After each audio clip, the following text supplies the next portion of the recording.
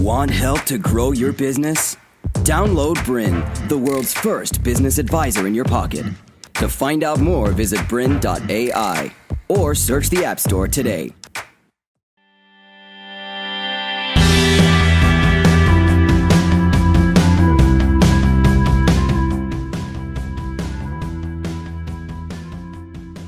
Hi, I'm Pip McKay, and welcome to Evolve Now, where we look at the mindset and the emotional intelligence for success and happiness.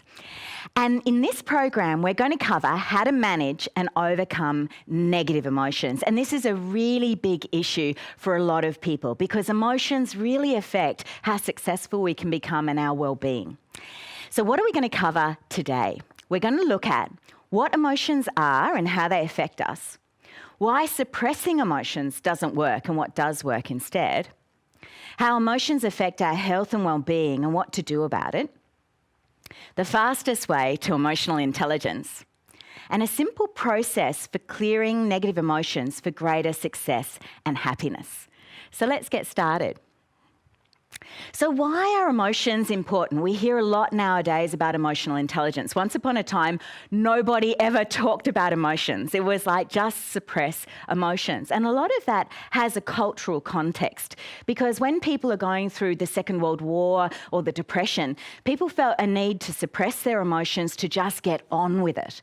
But that doesn't really help us be happy because if we're suppressing emotions of sadness or anger or pain, we also tend to be suppressing excitement, happiness, and joy. So we really want to be able to prevent the suppression of emotion. But if we're not suppressing emotions, what do we do about them? And that's really what we're going to be looking at. So why are they important? Well, emotions are powerful motivators, and they motivate us to move towards what we want and away from what we don't want.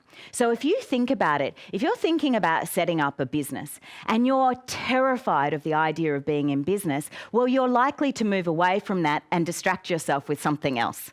Whereas if you find that you're excited about the idea of starting a business, then you're going to move towards that and you're going to be excited about moving and doing that. And you're more likely to have a good attitude about it as well. So you're more likely to be resilient if you have a good attitude. And these are all parts of emotions and emotional intelligence. In fact, emotions affect and motivate all of our behaviour and all of our attitude. So they're incredibly powerful. And when you think about business, really in the end, all business and success in business is based on your actions, the decisions you make and the actions that you take, and also your attitude whilst you do that. So if you think about it, say you're hiring staff and you are really angry, you had a big argument with your partner before you turned up at work, and when you're there at the job interview, you're still got residual anger and you're interviewing the person. The person who is happy and be the bright spark in a business is unlikely to feel very engaged in the interview process if you have an attitude of anger. You might have a tone of voice that shows them, be afraid of me. And somebody who's going to be a good employee is going to think, well, I don't really want to work in this business if this is the attitude that the person has. And gosh, if this is what they're like in the job interview, what are they going to be like as a boss? So then they're not going to really be wanting to come to you. So it also affects the quality of the people that you attract. You might find that if you are angry a lot as a boss, a lot of your staff who you currently have start to cower. And when people cower, they stop being imaginative. They stop taking initiative. One of the places where my mum worked, she worked for the UN and she worked in Cambodia. And in Cambodia, they had a very, very hierarchical system where people were really afraid of authority, and particularly after the Pol Pot regime and everything that people went through in that place. And what happened was that people were very obedient to everything that they were told, but they were not innovative. And if you run a small business, you really need staff who can think a bit for themselves. You don't want staff where you have to tell them absolutely everything and then sitting there looking at you wondering, did I do it right? And they're constantly asking you for that positive reinforcement. Now, it's great in business to give positive reinforcement, but you don't want staff who can't take any initiative or learn or are afraid. Because when we're afraid, we start to shut down creativity and innovation because people don't want to take a risk because they're too afraid to. So in business, it's really important that we have a much better attitude than that, particularly as a business leader or as a boss. And as I was saying before, it really affects what sort of risks we take in business. Now, if you are somebody who is very afraid, you might find that you don't take a risk and you end up like Kodak and you haven't moved with the times and suddenly you go out of business. So you think you're being safe by doing the same thing that you've always done because that's your safety zone. But in the end, you're not safe because you're being left behind by other competitors who are more willing to take a risk. So we can see that these emotions really affect us and really affect the action that we're taking and our attitude. The other thing is that if we have a good attitude, it makes us much more resilient. So if something goes wrong and we're someone who is very fear-based or angry-based, then what would happen is that when something goes wrong, we might be angry and start blaming other people who aren't really in control of the situation. Or we might get afraid and we might shut down. And in that situation, we are not resilient. Whereas when you've got emotional intelligence, you tend to go, okay, well, problems happen in every business. I'm sure all the big people like Richard Branson, if you read his autobiography, you know that he had many challenges. But instead of going into anger or fear or sadness even, where you start to shut down and become like a victim, instead of that, it becomes like, wow, we've got this problem, there's a challenge. What can I do to overcome that problem? So one of the beautiful stories in Richard Branson's book, Losing My Virginity, he talks about how at first Virgin Records was a mail order company. And at that time, they would get in records that nobody else had, and they would be able to have a catalogue, and then people would buy the records from the catalogue and they'd send them out. And then one day, there was a mail order strike. And so their whole business depended on sending things out in the mail, and they couldn't do that. So instead of going into anger, gosh, the government, why should they do that? They should stop that happening.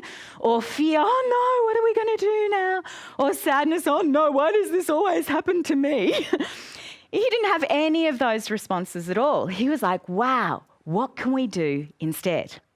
And he thought, well, we're going to have to set up a shop. But they didn't really have very much money. So they saw this shoe shop, and up above the shoe shop was an empty space. And so they went into the shoe shop guy and they said, oh, who owns that empty space? And he said, well, I do. And they said, well, you know, can we hire that out to begin with, but we're not going to be able to pay you, but you'll get a lot more traffic past your shoe store. And so that will make it much better for you because we'll attract a lot of new customers for you until we can pay for the space. And so they did. They set up all these flyers, they put them everywhere, and then people came into the shop and that saved them on postage. And that's how the first of Virgin Records began. And so he saw this challenge, rather than as a place of going into negative emotions, he saw that challenge as something exciting that would allow him to create a different solution and create more in his business. So we can really see that in business, emotional intelligence is incredibly important. It affects all of our action and all of our attitude. And we can see that in business, all of our action and attitude affects whether we are successful in business or not, and whether we're resilient. So it's incredibly important. So let's look a bit more about why emotions are motivators. And basically what emotions are is they tell us all about pleasure and experiences we want to move towards, and they tell us all about pain and experiences that we want to move away from. So if you think of pleasure, for instance, then the sort of emotions that tell you whether something is pleasurable or not are things like excitement, happiness, having confidence, and love. And if you're feeling that way about a particular situation, then you're going to want to move towards it. Whereas if we're looking at pain, for instance, instead, we might be looking at emotions such as anger and sadness and fear and guilt. And all of these emotions are asking us to move away from the situation that is causing that type of pain. And this is really important because we actually can't make any decisions without emotions. There's been some really interesting scientific research into people who have had forms of brain damage where their emotional centers have been shut down. And those people have no idea how to make decisions at all. It's incredibly disempowering for people. To continue enjoying this presentation, download BRiN, the world's first business advisor in your pocket. To find out more, visit BRiN.ai or search the App Store today.